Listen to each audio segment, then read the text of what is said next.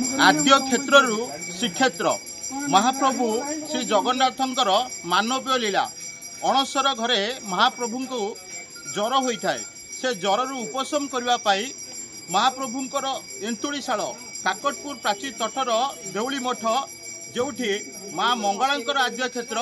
जो स्थान में महाप्रभुंकर नवकलर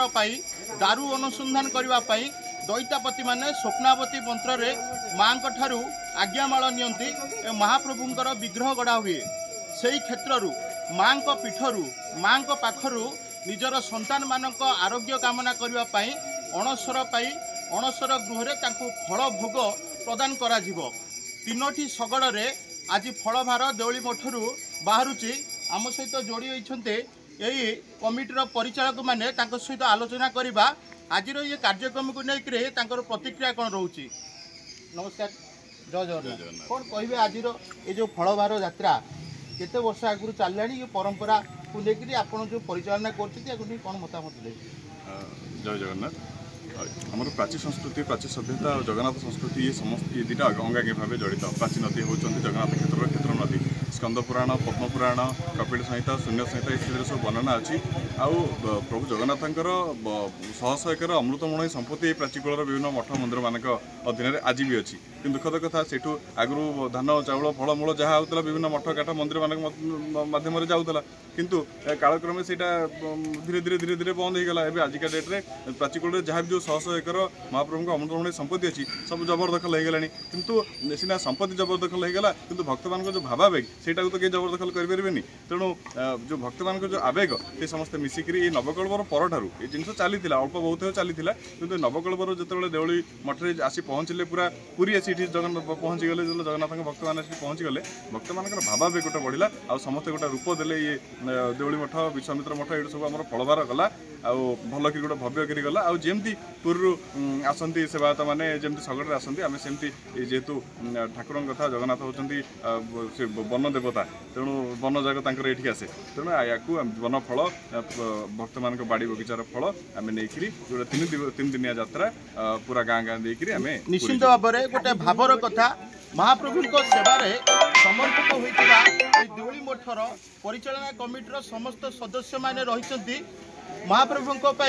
आम प्राची तटरे जो जमी सब थिला जो संपत्ति थिला ता मध्य जबरदखल हो सारी किंतु भक्त मानकर भावावेग तांकर जो मानसिकता रही महाप्रभु प्रति से किंतु कमिनी किंतु आर अणसर भारर जहाँ वास्तव दृश्य आपण मैंने देउली मठरू देखुंट 2 दिन तले विश्वामित्र आश्रम महाप्रभु फलभार बाहरी आज देउली मठरू 3टी सगड़े बलद जोचा हे पदयात्रा करी नगर परिक्रमा करेंगे और महाप्रभु विभिन्न प्रकार बाड़ीर फलमूल ग्रहण कर श्रीमंदिर पाखे पहुँचब अणसर सेवा लगे आम पाखे जोड़ी होती आउ जो परिचालक भाई परिचय देवे टे। कल्याण कुमार साहू राजपुर आम देखीचु ये अणसर सेवारे आप निजक नियोजित कर प्रत्येक वर्ष आसती कौन आपणकर भाव रही महाप्रभु प्रति टे संक्षेप कह। जय जगन्नाथ ये अणसर घर भार कथा आसिले दिह शीत उठे जगन्नाथ होती कोटी ओडियांकर प्राण तेणु तांकर जिते से 108 गरारे पानी गाधई शरीर असुस्थ हो जाकर बर्तमान से ज्वर अच्छा प्रति वर्ष पर ए वर्ष जाऊँगी 3टी सगड़े जाऊँगी तेणु फलभार जीव भगवान सुस्थ हे यही आशा यही प्रतीक्षा करके आम बर्तमान जाऊँ एवं बाटर गला बेले समस्त जो प्रकार फल दुआर धरी ठिया होते से ताकू देखिले आपण मैंने स्वतः अनुभव करेंगे जे स्वयं जगन्नाथ निजे फल से निजे नहीं जाऊँ जहाँ आखिर अश्रुर धार तांकर भावर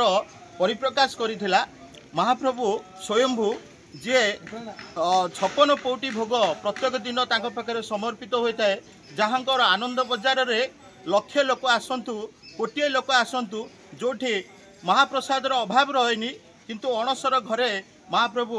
अन्न खाती पाटी की भल लगाई माँ मंगला जे तांकर जन्मदात्री तांको पीठरू आज फल बाहर पठाउछन्ती संतान मानकर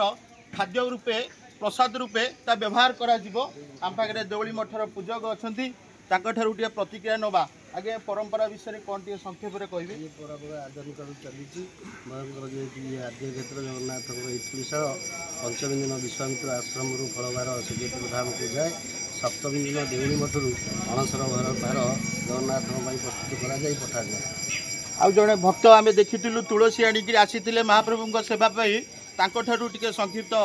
आज्ञा कौन कहे तुलसी सेवा आप जोगे तुलसी आणिक आसी केते भाव जगन्नाथ जय जगन्नाथ जगन्नाथ 108 गरार पानी रे गाधेला परे शरीर असुस्थ अवस्था से अनुसार आशीर्वाद आम सब तुलसी नड़िया आंब पणस जोगाड़ दर्शन कर बाटाघाट धरी जाऊँ दर्शन कर अनन्य सेवा महाप्रभु दर्शन ए अणसर घर जिते महाप्रभुंर गुप्त सेवा चले कोटि कोटि जगन्नाथ भक्त सनातनी धर्म लोक राज्य हो राज्य बाहर हो समस्ते महाप्रभु दर्शन वंचित अच्छा किंतु ये अनन्य सेवारे काकटपुर प्राची तटर भक्त मैंने निजको त्याग रूपक समर्पण करिसेंती। आम पाखे जड़े महिला भक्त जोड़ी होती प्रतिक्रिया नवा आज्ञा केते आनंद लगुच आपण प्रत्येक वर्ष आसुँच आम देखुचु आपण बाड़ीर फलमूल भी आणु केते आनंद लगुच आपन को ये गोटे अनन्य सेवा महाप्रभुंकर आनंद तो बहुत रही सबू आनंद ठार ये आनंदटा बहुत ऊपर अच्छी आम आगुरी प्रस्तुत होता केमती आमर जो तिथि जावा कथा से तिथि फल सब संग्रह कर रखी था ठाकुर दयार आम बाड़े सब प्रकार फल अच्छी भी बहुत उत्साह सहित आज कौन कम न रही केवल देउली मठे फल बार कम नियोजित रहे भाई खुशी लगे ठाकुर पाखक आम बाड़ी कर निष्ठार सहकारे समस्ते महाप्रभु सेवार समर्पित हुंती एवं सबुठारु आनंद राजकीय ठाकुर महाप्रभु होती अनन्य विश्व नियंता जगन्नाथ से जे विश्व को नियंत्रण करती आज तांकर आरोग्य कामना करने आद्य पीठरू